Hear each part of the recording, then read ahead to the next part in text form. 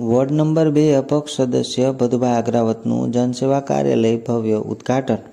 અમદાવાદ જિલ્લાના ધંધુકા શહેરના ward number 2 વિસ્તારમાં અપક્ષ સદસ્ય ભદુભાઈ અગ્રાવતનું ગઈકાલ રાત્રે 8 વાગ્યે જનસેવા કાર્યાલય ભવ્ય વિધિ સાથે ખુલ્લું મૂકવામાં આવ્યું।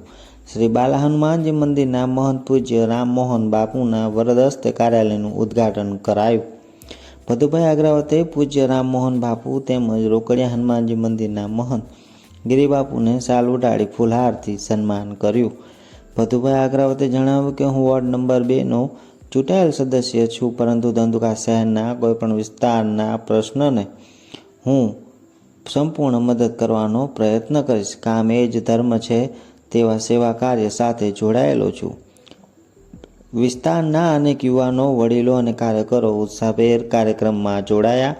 કાર્યાલય સ્થળ નાની શાક market, doctor Baba Saheb Ambedkar circle સામે, ધંધુકા।